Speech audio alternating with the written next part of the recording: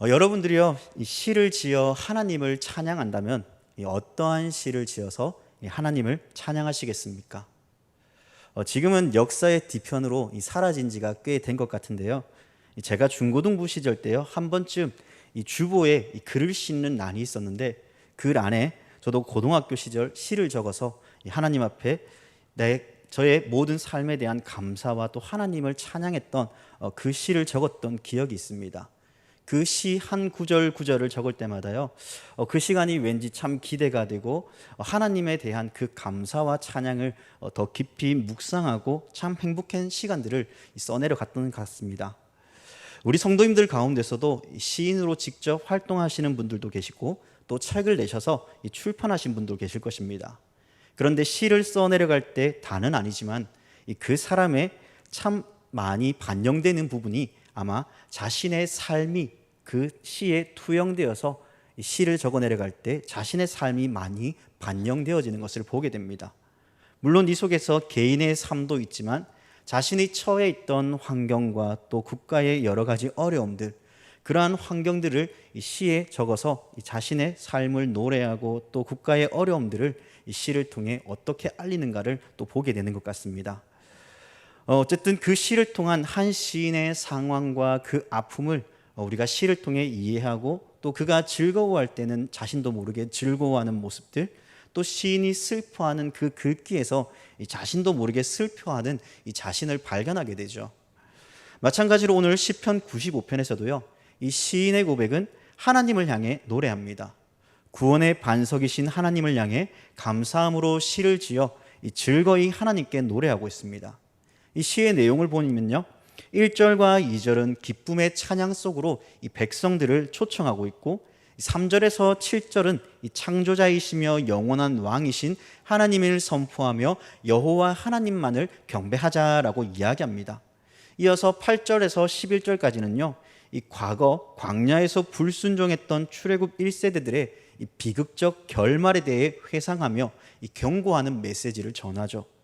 이러한 사실은 곧 이스라엘 백성들로 하여금 이스라엘의 진정한 왕 되신 하나님을 향해 시험하지 말고 하나님 앞에 경배하라라고 이야기합니다.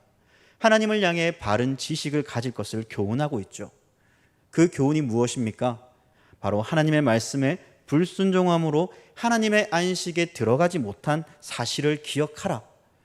그러나 너희는 이제 불순종의 삶이 아니라 이 순종의 삶을 살아가며 하나님을 찬양하라라고 이렇게 초청하고 있습니다. 그러므로 시편 95편의 핵심은요, 이 과거 불순종했던 삶의 모습을 통해 안식에 들어가지 못한 1세대들의 이 신앙들을 기억하며 구원의 반석이신 하나님을 향해 나아갈 것을 권면하고 있습니다. 또한 하나님께 감사의 시를 지어 노래하면서 그 노래를 통해 기억하고 충성된 삶을 살아가라라고 우리에게 권면하고 있죠. 그러면 오늘을 살아가는 우리 모두에게 있어 이 시편 95편의 말씀을 통해 하나님 앞에 이 충성된 삶을 살아가기 위해 우리는 어떠한 감사의 시를 올려드리며 또 우리가 할 수 있는 최선의 노력과 신앙의 모습은 어떤 것이 있을까요? 또 그렇게 살아내기 위해 우리는 무엇을 결단해야 될지 오늘 시편 95편을 통해서 함께 찾아보고자 합니다. 시편 95편은 우리에게 다음과 같은 말씀을 전하고 있습니다. 우리 2절 말씀을 다 함께 읽어보도록 하겠습니다. 시편 95편 2절 말씀입니다. 시작. 우리가 감사함으로 그 앞에 나아가며 시를 지어 즐거이 그를 노래하자. 오늘 시인은 우리에게 감사의 시를 지어 즐거이 그를 노래하자라고 이야기하고 있습니다. 왜 시인은 하나님을 향해 시를 지어 즐거이 노래하자라고 말하고 있을까요? 먼저 하나님께서 우리의 구원의 반석이 되시기 때문이다라고 이야기합니다. 시인은 시를 지을 때 이 자신에게 처한 상황과 환경들을 사용하여 시를 지으며 이 경배의 대상이신 하나님께 그 시를 올려드리고 있죠. 이러한 점에서 시편 95편은 이 8절에서 이 시의 상황이 어떠한가를 우리에게 알려주고 있습니다. 그 상황은 다름 아닌 이 40년간의 광야 생활 가운데 살아갔던 이스라엘 백성들에게 하나님께서 끊임없이 그들에게 많은 기적과 이적을 베풀어 주셨음을 이야기하죠. 저는 광야라는 곳을 가보지 않아 정확히 무엇이다 라고 말은 할 수 없지만은, 그러나 우리가 사진이나 이야기를 통해 이 광야에는 낮에는 뜨거운 태양볕이 땅을 비추어 뜨겁게 달구어진 땅과 대기의 온도로 인해 이 장시간 살아가기 힘든 여건 속에 살아가게 된다는 것을 알게 됩니다. 그럼 저녁 시간은 어떨까요? 저녁에는 광야에서 지내는 밤은 추위로 인해 사람이 살아가기 힘듭니다. 더군다나 이 광야라는 것은 이 들짐승들이 노리는 곳이면서 이 사람들이 지내기에는 적합하지 않다라는 것을 보게 되죠. 그런데 하나님께서는 이스라엘 백성들이 이 광야에서 살아갈 때 그들이 불편함 속에 안식을 주셨습니다. 어떻게 그 안식을 주셨습니까? 낮에는 구름 기둥으로, 밤에는 불 기둥으로 그들을 인도하셨죠. 광야에서 먹을 것이 없을 때조차 하나님께서는 그들에게 만나와 메추라기로 그들을 먹이시며 인도하셨습니다. 사람들이 살아갈 때도 물이 필요하겠죠. 그 상황 가운데 물이 없을 때에도 하나님께서는 반석을 쳐서 물을 내시는 하나님의 놀라운 기적들을 그들은 경험하였습니다. 그럼에도 불구하고 이스라엘 백성들은 여전히 하나님께 감사함으로 나아가지 못하였고, 불평과 불만을 가지고 하나님을 시험하는 그 어리석은 행동까지 취했음을 8절 이하의 말씀을 통해 우리에게 보여주고 있죠. 그러면 무엇이겠습니까?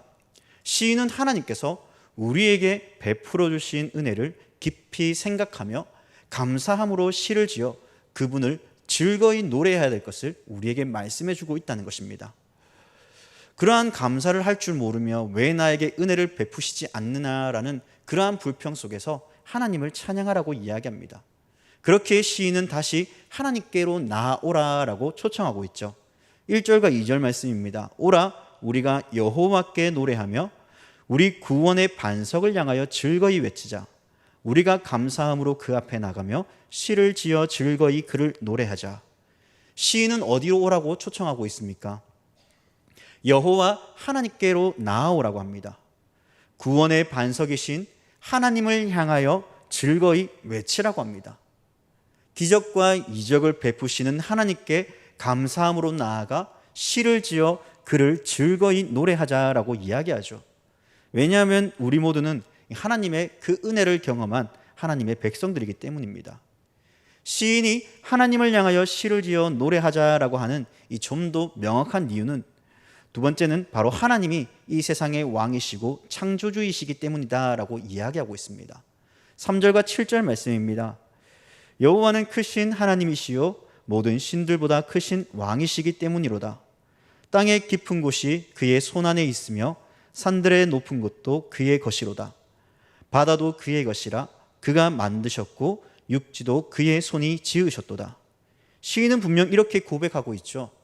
여호와는 크신 하나님이시요 모든 신들보다 크신 왕이시다라고 말이죠. 우리 개역개정 성경에서는요 2절과 3절을 이어주는 단어가 나타나지 않지만 이 구약의 원어를 보면요 이 3절 앞에 접속사 키라는 단어가 붙습니다. 이 원문이 키라는 것은요 우리말로 번역하면 왜냐하면이라는 뜻입니다. 그래서 2절에서 이 시를 지어 즐거이 그를 노래하자라고 한 후에 왜냐하면 여호와는 크신 하나님이시요 모든 신들보다 크신 왕이시기 때문이로다라고 번역하는 것이 좋습니다. 자, 그럼 시인은 하나님께 시를 지어 그를 노래할 그 두 번째가 바로 여호와가 크신 하나님이시며 모든 신들보다 크신 하나님이시다, 왕이시다라고 표현합니다. 우리가 만물을 창조하신 이가 하나님이시다. 그렇기 때문에 하나님을 향해 감사하고 시를 지어 그를 즐겁게 노래하자라고 시인은 고백하고 있는 것이죠. 특히 3절에서 나타난 이 모든 신들보다 크신 왕이다라는 말은 하나님께서 애굽에게 10가지 재앙을 통해 하나님께서 얼마나 위대하신 하나님이신가를 증명한 바가 있습니다. 이 사실은 출애굽기 7장에서 12장까지 이 10가지 재앙을 통해 볼 수 있죠. 이 순서는 10가지 재앙의 순서는 이 피와 개구리, 이 파리, 악질, 독종, 우박, 메뚜기, 흑암, 이 장자의 재앙입니다. 그러나 이러한 재앙은 그들이 섬기는 거짓 신들을 향한 하나님의 심판이 있음을 보여주고 있죠. 심판하신 후에 여호와 하나님께서 승리하셨다는 그 사실을 통해 재앙을 통해 보여주신 것입니다. 세상의 진정한 신이 누구인가를, 하나님을 알지 못하는 저들에게 진정한 왕이 누구인가를 나타내 보여주신 사건입니다. 창세기의 창조 역사는 어떻습니까? 1장 1절에는 세상 모든 만물의 주인이 누구이신가를 우리에게 알려주고 있죠. 태초에 하나님이 천지를 창조하시니라. 그러므로 땅의 깊은 곳이나 산들의 높은 곳도 다 하나님의 것입니다. 바다도 육지도 하나님의 손이 지으셨기에 모든 것이 다 하나님의 것입니다. 이러한 사실은 절대 변하지 않는 진리이죠. 하나님께서 당신의 예정과 섭리 가운데 지금도 만물을 통치하시며 다스리고 계십니다. 그러므로 우리는 세상 모든 만물을 창조하시고 우리를 기르시고 돌보시는 그 하나님 앞에 우리 자신을 굽혀 경배하고 무릎을 꿇어 하나님을 찬양하며 살아가야 된다는 것은 당연한 말씀입니다. 그러면 오늘날의 현실의 삶 가운데 우리가 이 말씀을 적용해 보면 어떨까요? 우리는 살아가면서 하나님보다 더 사랑하는 것이 세상 가운데 참 많습니다. 우상이라는 단어를 생각해 볼 때 단순히 어떠한 모양과 형상을 섬기는 것에 대해 우상을 섬기는 것이다 라고 이야기하지만 더 넓은 의미에서 본다면 하나님보다 더 사랑하는 모든 것이 곧 우상입니다. 그것이 물질이 될 수도 있고 쾌락이 될 수도 있고 또한 우리가 하나님보다 더 사랑하는 그 모든 것들로 인해 하나님의 영광을 가리우는 그 모든 것이 우상이 되는 것이죠. 현실에서 우리는 고백합니다. 하나님을 사랑합니다. 하나님만을 찬양합니다. 하나님만을 경배합니다. 라고 말하지만 정작 그러한 시간 속에 우리가 하나님을 얼마나 많이 사랑하고 있는가를 생각해 봅시다. 진짜 우리가 다른 것을 배제하고 하나님만을 사랑하고 하나님만을 온전히 찬양하며 예배하며 살아가고 있습니까? 우리의 이성으로는 하나님이 세상 모든 만물의 창조주이시고 만왕의 왕이라고 고백합니다. 하지만 정작 우리의 삶은 하나님을 나의 주인으로 인정하며 살아가지 못할 때가 많습니다. 왜입니까? 세상이 그것을 인정하지 못하도록 막아서기 때문입니다. 세상에 거짓된 것들이 진짜인 것처럼 생각하게 만들고 계속해서 우리의 마음을 흔들어 놓습니다. 하나님과의 관계에서 멀어지도록 하며 하나님이 크신 분이 아니라 세상이 더 크게 느껴지게 만들고 우리를 괴롭게 합니다. 과거 가나안 땅에서 이스라엘이 행동했던 모습을 생각해 봅시다. 그들은 하나님의 선민이었습니다. 하지만 가나안 땅에 우상과 물질과 그 쾌락이 그들의 마음을 지배하기 시작했죠. 하나님과 우상을 동시에 섬깁니다. 그러면서도 괜찮다라고 생각하며 지내죠. 거룩한 백성의 모습을 잃어버립니다. 그리고 죄를 죄로 여기지 않습니다. 하나의 문화로 생각할 뿐 그것이 죄라고 여기지 않습니다. 마침내 이러한 것들이 하나씩 쌓여 정작 하나님의 놀라운 은혜를 잃어버리게 만들었죠. 과거 이스라엘이 광야에서 하나님께서 베풀어 주신 수많은 은혜들을 잃어버린 채 하나님께 원망하였듯이 말이죠. 계속해서 8절과 11절 말씀입니다. 너희는 무리바에서와 같이 또 광야의 마사에서 지냈던 날과 같이 너희 마음을 완악하게 하지 말지어다. 그때 너희 조상들이 내가 행한 일을 보고서도 나를 시험하고 조사하였도다. 내가 40년 동안 그 세대로 말미암아 근심하여 이르기를 그들은 마음이 미혹된 백성이라 내 길을 알지 못한다 하였도다. 그러므로 내가 노하여 맹세하기를 그들은 내 안식에 들어오지 못하리라 하였도다. 여러분, 은혜를 잃어버린 이스라엘에게 그리고 오늘을 살아가는 우리 모두에게 성경은 말합니다. 과거를 기억하고 돌아가지 말라라고 말이죠. 무리바와 광야의 마사에서 일어난 그 일들에 대해 우리가 자세히 알려면요, 출애굽기 17장 1절에서 7절까지의 말씀의 이해가 필요합니다. 이스라엘이 여호와의 명령대로 신광야에서 떠나 리비딤의 장막을 치게 되죠. 그런데 문제가 생깁니다. 마실 물이 없는 것이죠. 광야에서 목이 마르니 사람들의 반응이 어떠했습니까? 초조해지기 시작하고 생존 본능에 의해 자신도 모르게 신경이 날카로워지기 시작하죠. 그러면서 마실 물이 없으니 많은 백성들이 물을 주어 마시게 하라며 서로 다투기 시작합니다. 이러한 원망과 신광야를 떠나 노전길에 이르게 하신 하나님의 뜻에 대해 그들은 원망하기 시작했습니다. 여기서 멈추지 않죠. 이스라엘 백성은요, 그들의 이야기를 들어보니까 모세, 네가 애굽에서 인도해 냈으니까 이제 우리를 목말라 죽게 하느냐라고 원망하기 시작합니다. 모세를 원망하는 것은 곧 그들을 인도하신 하나님을 원망하는 것과 같습니다. 그렇게 모세가 하나님께 간구하죠. 하나님, 이 백성이 조금 있으면 자신에게 돌을 던질 것 같으니 하나님께 도와달라고 간구합니다. 그렇게 하나님께서는 모세에게 명하여 나일강을 치던 그 지팡이를 손에 잡아 반석을 치라라고 명령하시죠. 그 명령대로 순종하니 그 반석에서 물이 나오기 시작합니다. 성경은 이러한 사건을 배경으로 그곳에서 일어난 사건을 따라 그 지명을 마사 또는 무리바라고 부르게 하죠. 이 뜻이 무엇입니까? 이스라엘 자손이 다투었고 여호와를 시험하여 우리 중에 계신가 안 계신가를 시험하였습니다라는 뜻을 가지고 있는 뜻입니다. 자, 그러면 이 무리바 또는 마사라는 이름이 좋은 이름일까요? 그렇지 않습니다. 말 그대로 이 부정적 의미를 가지고 있는 것이죠. 그러면 왜 시편의 기자는 이러한 부정적 의미를 가진 이 단어를 가지고 와서 이스라엘 백성의 마음을 완악하게 하지 말라라고 이야기하는 것일까요? 이 말씀을 쉽게 요약한다면 하나님의 왕권에 대해 저항하거나 반역하지 말라라는 그 엄중한 경고가, 그 중요한 의미가 이 메시지 속에 담겨져 있는 것입니다. 이러한 엄중한 경고에 대해 그의 음성을 들으라는 것이죠. 종합한다면 불순종을 해서는 안 된다는 말입니다. 이러한 사실을 뒷받침해 주는 구절이 바로 9절에서 등장하죠.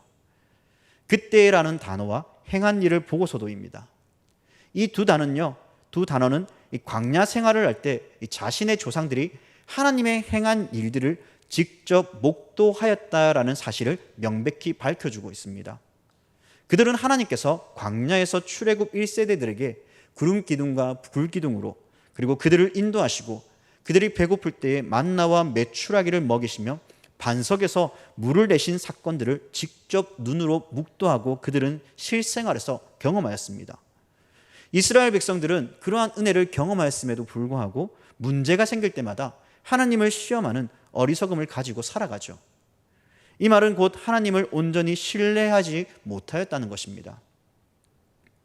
40년 동안 1세대에게 놀라운 기적과 이적을 베푸시며 그들을 인도하였지만 그들은 하나님을 온전히 신뢰하지 않았습니다.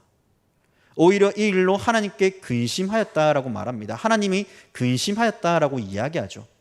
이 근심의 근거가 어디 있습니까? 바로 마음이 미혹된 백성, 내 길을 알지 못하는 백성이 있었기 때문입니다. 여기서 미혹된다는 뜻은 길을 잃어버리다, 혼동하다라는 뜻을 가지고 있습니다. 게다가 길을 알지 못했다는 것도 하나님의 말씀을 잃어버린 채 살아가게 된 것입니다. 하나님의 말씀을 잃어버리고 세상의 가치와 기준에 따른 삶을 살아감을 통하여서 결국 하나님의 뜻을 저버린 것입니다. 목자와 양으로 비유한다면 이 목자의 음성을 듣지 않고 자기 마음대로 양이 움직인다면 어떻게 되겠습니까? 결국 그 무리에서 벗어나 알지 못하는 길로 가다가 들짐승에게 잡혀 먹거나 아니면 낭떠러지에 떨어져서 결국 죽임을 당할 수밖에 없습니다. 다시 말하면 생명을 잃어버리는 그 결과를 맞이하게 되는 것이죠. 이 말씀을 오늘을 살아가는 우리에게 적용해 봅시다. 우리는 신앙인으로서 살아오면서 하나님의 위로와 하나님의 인도하심을 우리는 누리며 살아왔습니다. 이러한 사실을 믿는 사람이라면 적어도 이 은혜를 그 누구도 맛보며 살아왔을 것입니다.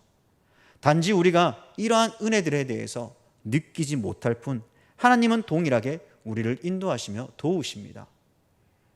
심지어 잠을 자고 일어날 때조차 하나님의 은혜가 아니면 우리는 일어날 수 없는 연약한 존재들이죠. 그러므로 세상에 미혹되어서는 안 됩니다. 하나님의 그 돌보심과 인도하심을 늘 누리며 그 은혜에 감사하는 삶을 살아가야 됩니다. 말씀을 정리하겠습니다. 시편 95편의 기자는요, 우리로 지금까지 나를 인도하시고 도우신 하나님의 은혜를 기억하라라고 이야기합니다. 그리고 하나님께 우리가 굽혀 경배하고 우리를 지으신 여호와 앞에 무릎을 꿇어 하나님을 찬양하고 예배하라라고 이야기합니다. 비록 우리의 조상들은 과거에 실패하고 하나님의 뜻을 저버리고 결국 약속의 땅에 들어가지 못했지만 오늘을 살아가는 우리들에게는 과거를 기억하고 그 길을 걷지 말라는 것입니다. 다시 하나님께 나아와 하나님을 찬양하며 경배하며 시를 지어 즐거이 그를 높여 찬양하라라고 우리에게 알립니다. 오늘을 살아가는 우리 모두에게도 교훈하시고 책망하심으로 하나님의 언약 백성의 온전한 길을 걸어가게 하십니다. 당신의 거룩한 안식에 들어오도록 우리를 초청하며 우리를 인도하시죠. 이것이 우리에게 크나큰 은혜이며 놀라운 하나님의 사랑이며 위로입니다. 그러면 오늘 저와 여러분들은 우리가 하나님께 어떠한 시를 지어 하나님을 찬양하며 노래하시겠습니까? 시인은 고백합니다. 오라 우리가 여호와께 노래하며 우리의 구원의 반석을 향하여 즐거이 외치자. 우리가 감사함으로 그 앞에 나아가며 시를 지어 즐거이 그를 노래하자. 여호와는 크신 하나님이시요 창조주 하나님이시니 우리를 구원하신 하나님께 나아가 굽혀 경배하고 우리를 지으신 여호와께 무릎을 꿇어 우리를 돌보시고 인도하시는 하나님의 음성을 들으며 하나님께 나아가자.